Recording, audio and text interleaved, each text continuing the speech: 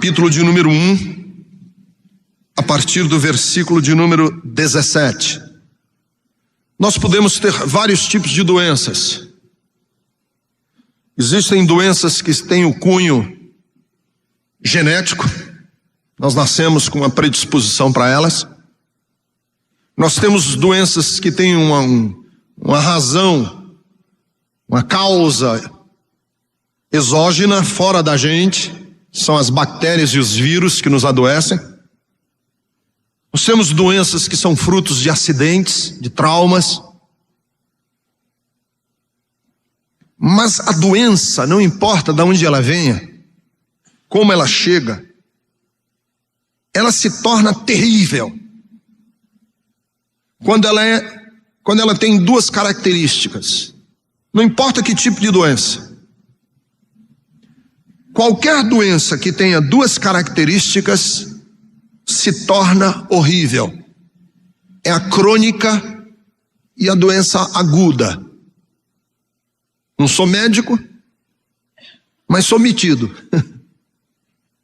E o pouquíssimo, leiga e porcamente que sei de medicina, sei que quando uma doença é crônica, e o que caracteriza uma doença crônica é uma doença antiga, que se arrasta. É uma doença que vai maltratando aos poucos. Ela é horrível. Eu sei, porque foi terrível para nós vermos a decadência do meu pai. Primeiro ele perdeu a noção do tempo, ele perdeu a noção de quantidade, e o meu pai foi passo a passo, perdendo. De repente ele já não me reconhecia mais, ainda reconhecia minha mãe. Minha mãe achava que meu pai não ia durar muito tempo, porque ele perdeu a deglutição, ele não já sabia mais engolir. Minha mãe achava que meu pai não ia viver muito tempo. Minha mãe teve um câncer, morreu do câncer, e nós da família ficamos naquela coisa terrível, mas naquela situação de sofrimento. Como é difícil, como é dura a sorte de uma pessoa que tem uma doença crônica. Mas as doenças, elas não são apenas terríveis quando são crônicas, as doenças agudas também são terríveis. A doença aguda é aquela que atinge o seu pico devastador. E nesses momentos a gente não sabe como reagir, sabe o que fazer. E é nesses momentos que nós temos que tomar o maior cuidado. Quando a pessoa está passando uma situação aguda, a gente tem que tomar o maior cuidado para não falar bobagem. Sabe, resposta chapada, resposta simplista para uma pessoa que está sofrendo, resposta do tipo: não, meu irmão, é assim mesmo. Deus escreve certo por linhas tortas. Isso é horrível de uma pessoa falar. Quer ver uma resposta chapada para uma pessoa que está sofrendo muito? Clichê, jargão. Isso é porque Deus está querendo ensinar alguma coisa para você, ou para a família. Um desses dias uma senhora veio visitar aqui a nossa igreja. Ela estava me contando o caso da família dela. Ela e o marido e um filhinho pequeno, criança, estavam cruzando a Avenida do Estado aqui, criança deitada no banco traseiro do carro, teve um tiroteio na calçada, e uma bala perdida perfurou a lataria do carro, acertou o pescoço da criança, e paralisou a criança. A criança é tetraplégica hoje. Estava aqui na igreja Bethesda. E eu não posso imaginar alguém chegar para uma mulher dessa e dizer assim: não, isso é porque Deus está querendo te ensinar alguma coisa. Porque se eu fosse mãe e alguém me desse uma resposta dessa, eu diria assim: que Deus é esse? que para me ensinar alguma coisa, precisa fazer isso com meu filho? Que Deus é esse? Que para me ensinar alguma coisa, condena o meu filho a esse tipo de sofrimento? Então a gente tem que tomar o maior cuidado. Porque às vezes eu tenho medo, inclusive nos ambientes religiosos, da gente ter uma mensagem só, sabe? Aquela mensagem: você pode, você é campeão, você é tudo, tá, PPP, sucesso, vitória, Deus. E tem uma pessoa que está sofrendo ali na cadeira, e a pessoa está dizendo assim: que história é essa? Que mensagem é essa? Porque eu tenho medo de dar respostas simplistas para as pessoas que estão sofrendo e dizer para essas pessoas assim: não, isso é pecado. Isso foi pecado seu, ou é pecado do seu marido. Ou até coisas horríveis, pior ainda, que é o que está acontecendo muito por aí. Não, isso é uma macumbaria que jogaram na sua casa. Aí a pessoa diz assim: macumbaria? Quer dizer que tem uma feiticeira? Que poder, que raios de poder tem essa feiticeira? Que precisa mobilizar uma igreja inteira para quebrar o poder de uma feiticeira não sei aonde? Pelo amor de Deus, tem alguma coisa errada. A grande verdade é a seguinte: é que nós estamos despreparados para viver com um mundo em que o inesperado acontece. E eu sei que essa frase não é lógica. Quando eu digo que nós estamos despreparados para o inesperado, porque você pode me dizer assim: pastor, como é que a gente se prepara para aquilo que não espera? Ora, se é inesperado, significa que não adianta eu me preparar, porque quando chegar, eu não estava esperando. Como é que eu me preparo para circunstâncias na vida que podem acontecer de uma forma abrupta? Como é que eu me preparo para uma circunstância na vida que pode acontecer de uma forma chocante? E que de repente o nosso chão desaparece? De repente você está no meio de um pesadelo. Você já sonhou pesadelos? Você já teve pesadelos na sua vida? Que você, quando acorda do pesadelo, você diz assim: graças a Deus era um pesadelo. Eu já tive alguns pesadelos assim, que quando eu acordo eu digo: graças a Deus. Eu estava até contando para minha mulher um que tive essa semana. Quando eu acordei eu digo: graças a Deus. Não era o que eu estava pensando. Mas tem momentos que a gente pensa que é um pesadelo e não é, é a vida. E a gente quer acordar e não adianta, porque você já está acordado. E eu também já tive, pelo menos algumas circunstâncias na minha vida, que eu, quando olhei, eu digo assim: não é possível, isso deve ser um sonho, e não era, era a vida. Cenas que ficaram para mim. Eu tive momentos na minha vida já que eu sentia que eu estava na antessala do inferno. E eu dizia para mim mesmo: não é possível, isso aqui tem que ser um sonho. E não era. Era verdade. Era a vida. São esses momentos em que as paredes da nossa vida parece que estão se estreitando assim, ó. E você está com cada vez menos espaço. São circunstâncias na vida em que você quer tomar pé e você não consegue achar chão. É como quem está nadando num rio, ou numa lagoa, ou no mar. E você quer tomar pé, quer bater com os pés no chão para se firmar e não acha o chão. São momentos na vida que vêm de uma maneira inesperada e a gente não sabe como fazer. Nessas horas nós nos tornamos vulneráveis. É nessa hora que a nossa consciência começa a dizer para nós coisas. É nessa hora que o nosso coração começa a conspirar contra nós mesmos. É nessa hora que os nossos conteúdos, os nossos princípios, os nossos alicerces parece que não existem mais.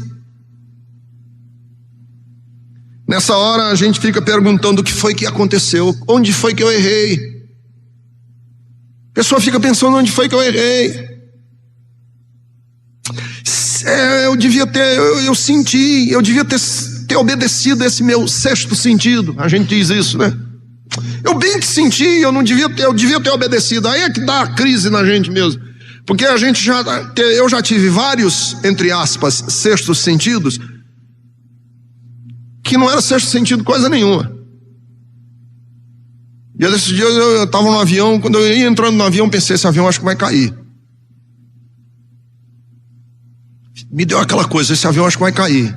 O avião levantou voo e pousou e não caiu. Mas tem horas que a gente diz assim, eu não devia fazer isso. Aí faz. E aí dá errado. Aí você diz, puxa vida, eu devia ter obedecido aquele meu sexto sentido, aquela intuição. E é esse o problema. Que a gente fica olhando para o passado e querendo corrigir um passado que não tem como corrigir. Entende? A nossa vida deu uma guinada e você fica dizendo, eu devia, e não tem como voltar, não adianta dizer eu devia, que você não volta. E é nessas horas que a nossa consciência se torna nossa inimiga, porque é nesse momento que a gente fica dizendo assim, é porque eu pequei. E quem não pecou? Não é? Quem não pecou? Quer dizer, se eu quiser acusar você de alguma coisa, eu vou sempre achar. Eu tenho um irmão que é 1 ano mais novo do que eu, mora no Rio de Janeiro. E a gente brigava muito quando eu era adolescente. Mas brigava de murro mesmo, de soco. Ele é um irmão muito querido que eu tenho hoje. Mas a gente brigava por qualquer besteira. Que a gente não tinha muita roupa, aí um queria usar a roupa da sexta-feira e dizia, não, essa roupa eu reservei para sexta-feira e eu vou para a festa com ela. Aí ele dizia, não, essa camisa é minha, sexta-feira agora é minha. Aí pronto, aí saía a briga, né? E quando saía a briga, eu sempre tinha um trunfo.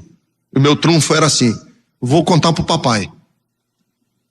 Aí ele dizia, o quê? Eu digo, não vou falar nada, eu tô sabendo. Porque como ele tinha sempre culpa no cartório, bastava eu dizer essa frase aí e ele já ficava todo meu amigo. Não, pai, peraí, vamos conversar. Não, eu vou contar.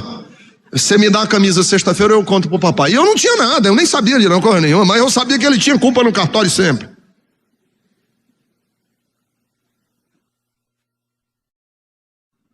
É aquela história, né, do pai que bate no filho todo dia. Porque no dia que o pai não souber porque que tá batendo, o filho sabe porque que tá apanhando. Mais ou menos essa lógica que eu usava com meu irmão. Que é uma lógica meio sinistra, mas é. Então quando a gente está com dificuldades e problemas na vida, nós usamos essa lógica com nós mesmos. A gente diz assim, deu errado porque eu fiz isso ou fiz aquilo, porque todo mundo sempre tem alguma coisa que você fez.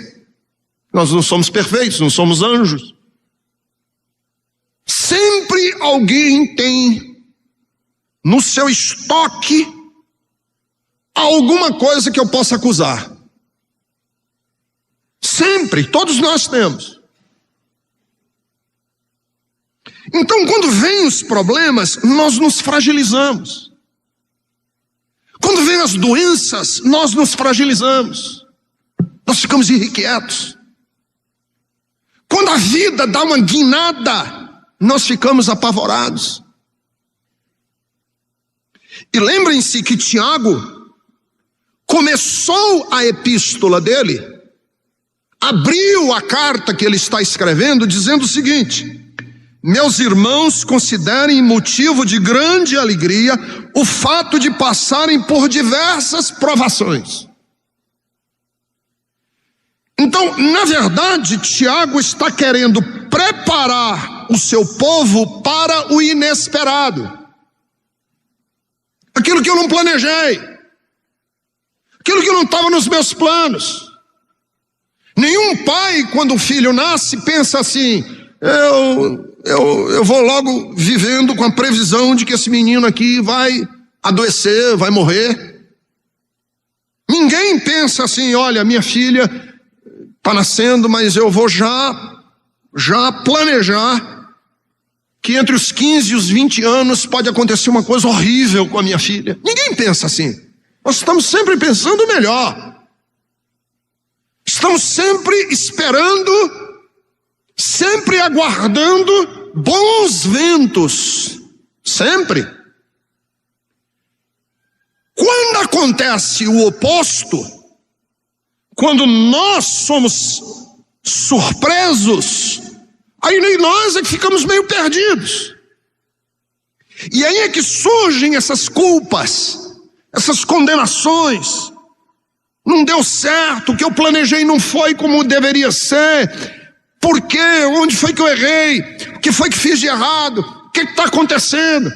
E como o Tiago está querendo preparar a sua igreja, ele era pastor de uma igreja, e ele está querendo preparar a sua igreja para saber lidar com esse inesperado, ele nos dá, no final desse seu raciocínio, que são os versículos 16, 17 e 18, algumas riquezas que não é uma técnica de saber lidar com o problema. São alguns tesouros que a gente vai carregar no peito. São algumas verdades que nós vamos entesourar, que nós vamos colocar nos cofres internos do nosso ser, que nós um dia vamos precisar, se acontecer o inesperado, ter essa solidez, ter esse alicerce, ter essa garantia no peito, para que no dia em que me faltar pé, eu não seja sugado pela minha consciência, eu não seja destruído pela acusação, que eu não seja fragilizado, além da fragilidade da própria doença. E ele então escreveu os versículos 16, 17 e 18.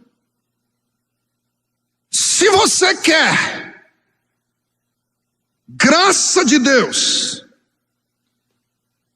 se você quer algumas riquezas para você ter no seu peito, no seu coração e na sua vida, nos momentos difíceis, Tiago nos oferece 4 riquezas. Eu vou dizer as 4 e depois nós vamos trabalhar cada uma delas. Você precisa ter elas com você. São simples.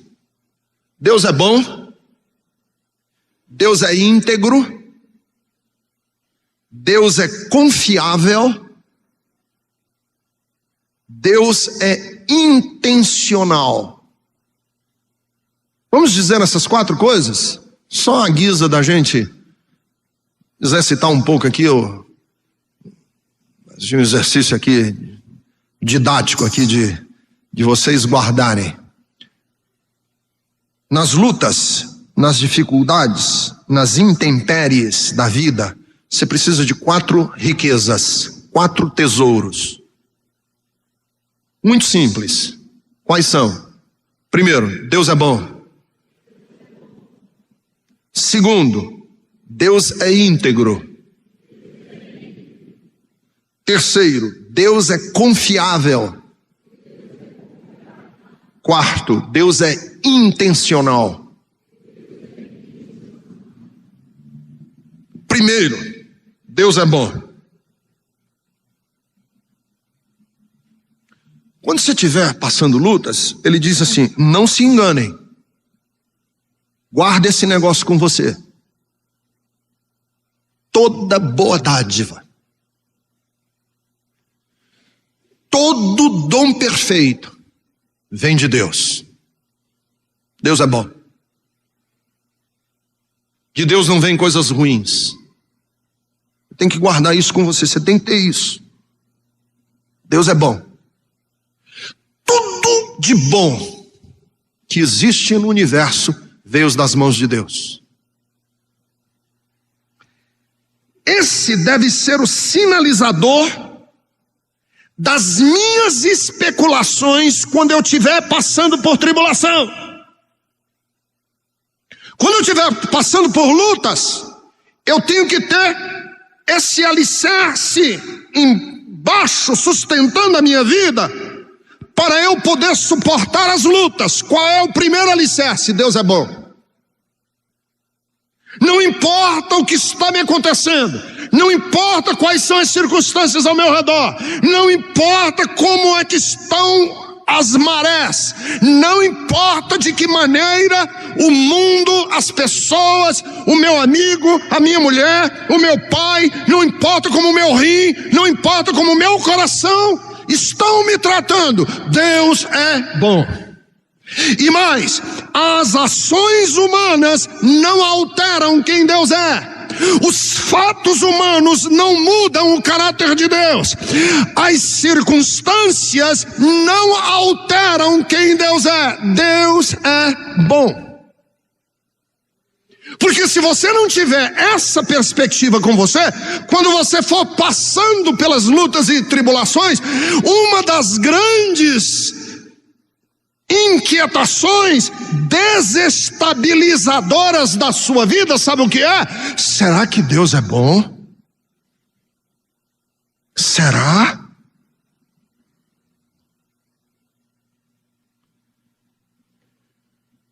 Vejam bem, a maneira como eu lido com uma outra pessoa, a maneira como eu lido com uma pessoa, é determinado pela ideia que eu tenho dessa pessoa. Olha o meu raciocínio. A maneira como eu trato com uma pessoa é definida, essa maneira é definida pela ideia que eu tenho dessa pessoa. Se ao lidar com uma pessoa, eu imagine assim, esse cara é um enganador, como é que eu vou lidar com essa pessoa? Com os dois pés atrás. Opa, esse cara é um enganador. Se a pessoa com quem eu estou lidando é ingênuo, aquela pessoa ingênua, eu estou conversando com uma pessoa e ela é ingênua, então o meu lidar com essa pessoa leva em consideração que ele é um ingênuo. O cara é um ingênuo. Igual a história que eu ouvi uma vez, o Einstein estava jantando numa mesa, e aí o assessor do Albert Einstein disse assim, ó, esse sujeito aí do outro lado da mesa tem um QI de 280. Aí o Einstein disse, você tem pensado sobre as diferenças da física quântica com a teoria da relatividade? O cara, sim senhor, então papai, começaram a discutir sobre isso e tal, conversaram aqui uns 15 minutos, serviram o jantar, quando estava na sobremesa o assessor disse, o da esquerda tem um QI de 120. Ele falou, você gostaria de conversar um pouco sobre o equilíbrio ecológico e como é que os homens estão lidando? Desceu um pouco o nível. Aí serviram ali a sobremesa, serviram um cafezinho. Aí o assessor disse, o da frente tem um QI de 60. Lá embaixo. Aí o Einstein olhou para ele e disse, e como é que está o Palmeiras?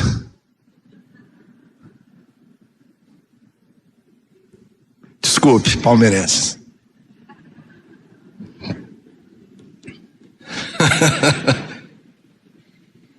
Se fosse um palmeirense aqui, falava do Corinthians, mas não é, então. A maneira que eu lido com as pessoas está determinada pela ideia que eu tenho dele. O que eu acho de você determina o meu relacionamento com você. Ora, se Se eu achar que Deus é instável, como é que eu lido com Deus? Como é que são as minhas orações? Se a minha ideia de Deus é que Ele é indiferente, como é que é o meu culto? O meu culto vai ter um perfil diferente de um outro culto. Se eu acho que Deus é indiferente, eu preciso me flagelar, eu preciso tirar sangue, eu preciso ralar os joelhos, eu preciso fazer uma promessa, porque Ele é indiferente e eu preciso ganhar o favor dEle. Se eu acho que Deus faz preferência dos ricos e dos pobres, faz preferência dos mais e dos menos, eu vou ter que achar alguém que faça intermediação entre eu e Deus, porque eu me acho indigno dele. A ideia que eu tenho dessa pessoa determina a maneira como eu lido com essa pessoa. E aí Tiago diz o seguinte: quando você estiver passando por tribulação, você não esqueça que nas suas orações, que nas suas preces, que no seu culto, você tem que partir da seguinte premissa: Deus é bom. Eu não me importo o que os outros estão dizendo, Ele é bom, porque toda boa dádiva e todo dom perfeito vem do alto, descendo do Pai das luzes, em que não há mudança nenhuma nele. Deus é bom. Significa o quê? Que não existe perversidade no caráter de Deus. Não existe. A Bíblia diz nas palavras do próprio Deus: eu sei os pensamentos que tenho a respeito de vocês. Não são pensamentos de mal, não são pensamentos de morte. Deus diz: eu sei os pensamentos que tenho. Os meus pensamentos são de paz, são de lhes dar um fim desejável. Deus é bom. E quando eu digo que Deus é bom, não existe nada que eu possa fazer para melhorar o jeito de Deus agir. Entendeu? Não tem nada que eu possa fazer que melhore Deus.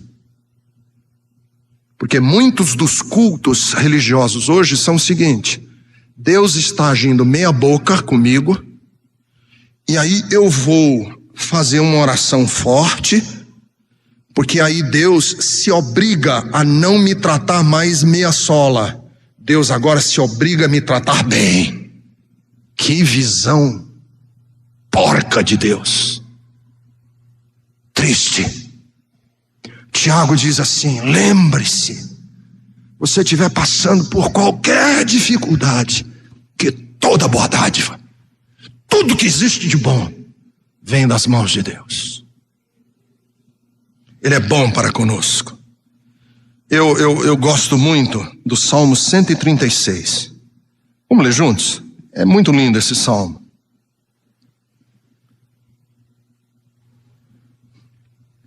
E na minha versão,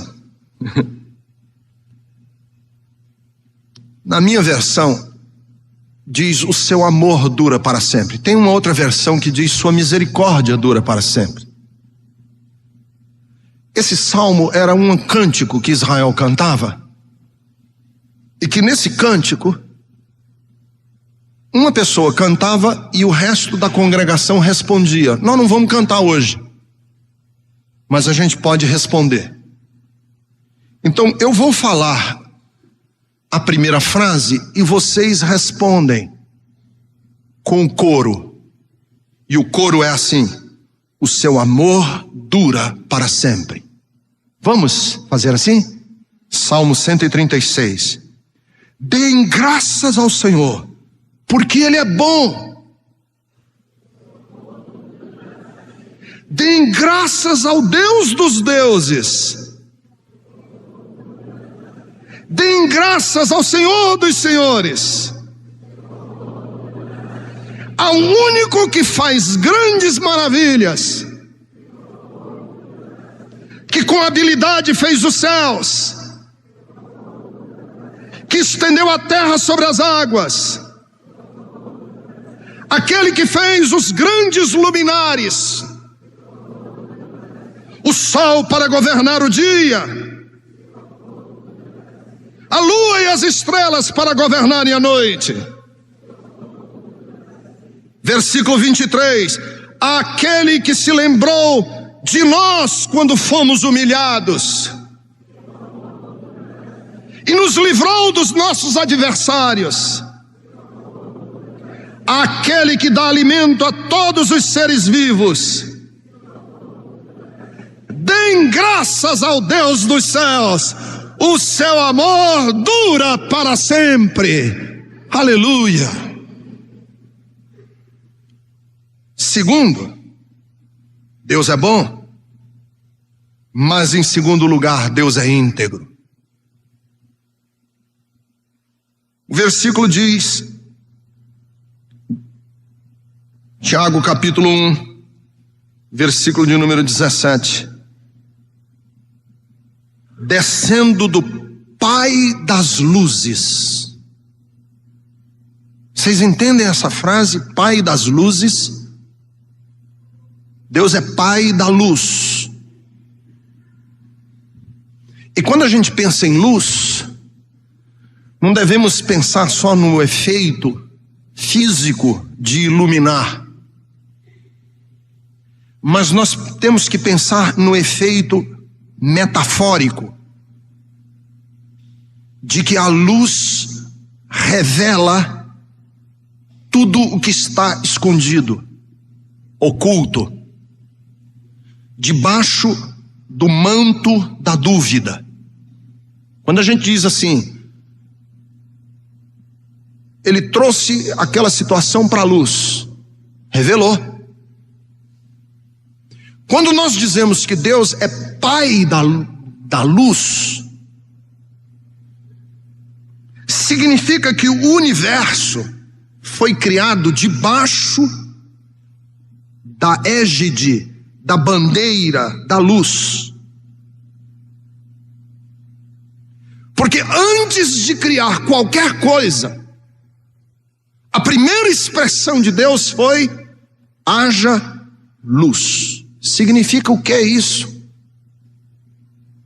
Que todo o projeto do universo foi criado debaixo da transparência.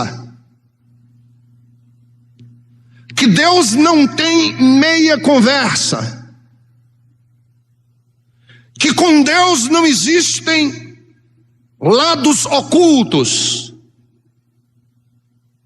Deus não tem agenda escondida. Com Deus nós não lidamos com alguém que a gente diz assim: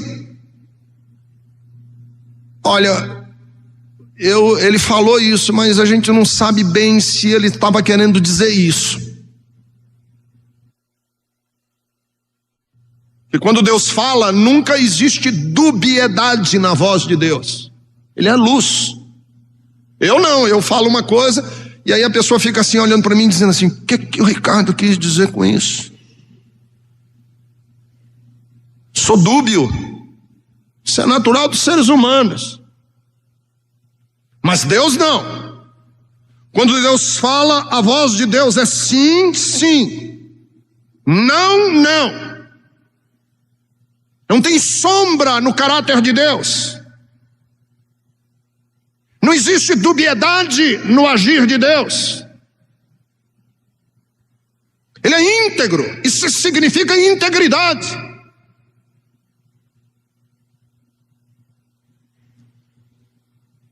Quando eu estou passando por lutas e provações, eu tenho que ter essa confiança. E que essa história de que Deus escreve certo por linhas tortas, isso está errado. Porque quem escreve com linhas tortas é uma pessoa que não é íntegra. Deus escreve certo, eu é que leio torto muitas vezes. Que não consigo ler, que não consigo perceber. Então eu preciso, quando eu estou passando por lutas e por tribulações, que não tem um lado oculto de Deus, que eu não tenho acesso, como a lua, que tem um lado oculto que a gente não vê nunca. Não, Deus é transparente. Deus é confiável. Por que Ele é transparente? Porque eu disse para vocês que eram 4 coisas. Deus é bom, Deus é íntegro e Deus é confiável. Você sabe o que é confiável? É uma pessoa que você está lidando com ela e o caráter dessa pessoa não é instável. Não existe sombras e não existe instabilidade em Deus. Não existe instabilidade em Deus. Deus não é manhoso. Deus não acorda segunda-feira de manhã de lundu. Que aí você vai no sacerdote e aí ele diz assim: sacerdote, o que está acontecendo? Eu disse: eu não sei não, hein? Hoje Deus não está bem com você não. Isso não existe com Deus. O caráter de Deus é sempre o mesmo. Deus é consistente nas suas ações. A maneira como Ele agir hoje, Ele agirá daqui a 10 mil anos, 1 milênio, por toda a eternidade. Porque o Salmo de número 90 diz: de eternidade passada a eternidade futura, Tu és Deus. E Hebreus capítulo 13, versículo de número 8 diz que Jesus Cristo é o mesmo ontem, hoje e será eternamente. Você pode apostar no caráter de Deus. É por isso que a minha vida e a minha fé não andam em vacilante. Eu não estou serpenteando entre 2 caminhos. Por quê?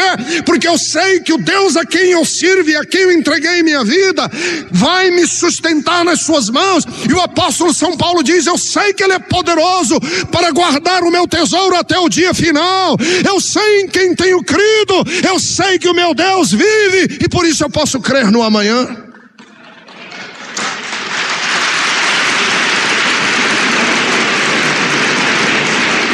Toda boa dádiva, todo dom perfeito vem de cima, do Pai das luzes, do Deus que é. Nós não vamos chegar no céu e ter surpresas com respeito ao caráter de Deus. Nós não vamos ter nenhuma surpresa, porque aquilo que Deus revelou a nós a respeito de si mesmo é o que é. Nós não vamos dizer assim: nossa Deus, você se revelou para a gente de um jeito e a gente chega aqui e você é outro. Não, o Deus da Bíblia. Por isso é que quando os discípulos olharam para Jesus e disseram: Senhor, mostra-nos o Pai, e isso nos basta. E Jesus disse: Filipe, eu estou há tanto tempo com vocês e você não sabe que quem vê a mim, vê o Pai que me enviou. Olha para Jesus. É exatamente assim que Deus é. Deus é intencional. Existe intencionalidade em Deus. Versículo 19. Por sua decisão, Ele nos gerou pela palavra da verdade, a fim de sermos, olha a intenção de Deus, como os primeiros frutos, as primícias de tudo que Ele criou. Esse universo inteiro foi criado com um só objetivo. Um desses dias, há muito tempo atrás, eu estava no meu gabinete, há muito tempo atrás eu estava no gabinete, e um professor de uma universidade, esposo de uma senhora da nossa igreja, veio me visitar. E ele queria me colocar num canto, ele queria me dar um checkmate. Quase que deu. Ele disse assim: pastor, o senhor sabe que a Bíblia, quando relata o livro do Gênesis, a visão de universo da Bíblia é geocêntrica. Vocês sabem que no mundo antigo, os homens do mundo antigo acreditavam que a Terra era o centro do universo. Foi Nicolau Copérnico que disse que não, que o centro do universo era o Sol e que a Terra girava ao redor do Sol. Foi depois que Galileu Galilei veio e disse que não, que nem a Terra e nem o Sol eram centro de coisa nenhuma, que o Sol é uma estrela de quinta grandeza e que a Terra gira ao redor do Sol como um planeta. Aí esse professor da universidade disse assim: como é que o senhor me diz então? Porque quando no relato do Gênesis, o relato do Gênesis é geocêntrico, é anterior a Nicolau Copérnico e é anterior a Galileu Galilei, é primitivo. Como é que você crê num livro desse? Eu confesso que quando ele me fez essa observação, eu clamei ao céu, digo: Senhor, me dá graça. Aí eu disse a ele: pera um instantinho. O relato do Gênesis não é geocêntrico. O relato do Gênesis é antropocêntrico. O relato do Gênesis é antropocêntrico. O centro do universo não é a Terra. O centro do universo são os seres humanos. Por que eu sei que o centro do universo são os seres humanos? Aí ele olhou para mim e disse assim: quer dizer que você não acredita que existe vida em outros planetas? Eu digo: não estou dizendo que não acredito ou desacredito, que eu não sei. Como é que eu posso afirmar que acredito ou desacredito? Ninguém sabe. Eu só sei de uma coisa. Isso eu sei. Que Jesus Cristo, Filho do Deus vivo, tomou a forma humana, nasceu de uma virgem entre os homens. Ele não nasceu de um ET na estrela Alfa Centauro. Quando nós chegarmos no céu, Jesus não vai ter o aspecto do ET do filme do Spielberg, e nem vai ter o aspecto de qualquer outro ser. Quando chegarmos no céu e olharmos para ele, ele terá o semblante do Filho do Homem. Ele se auto-chamava Filho do Homem.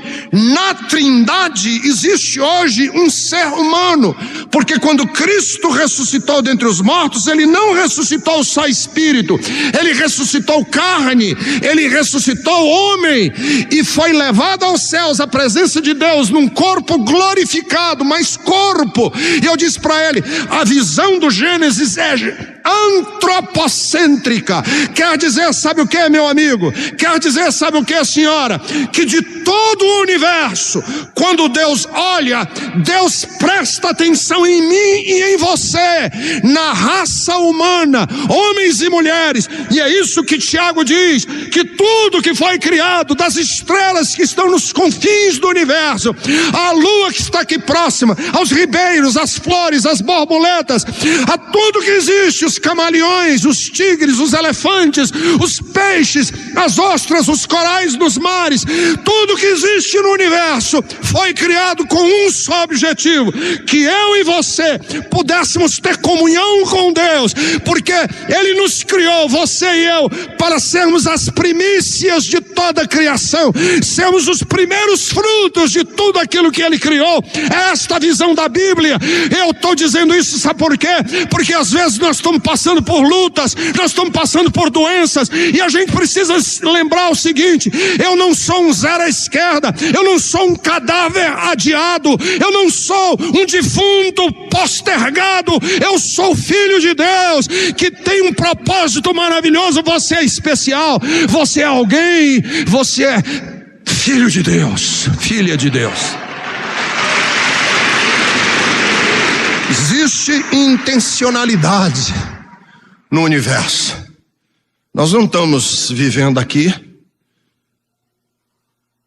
guiados por destino, nós não estamos aqui sendo guiados por mera casualidade. Existe uma intencionalidade no universo, e é nessa intencionalidade que nós temos a nossa dignidade.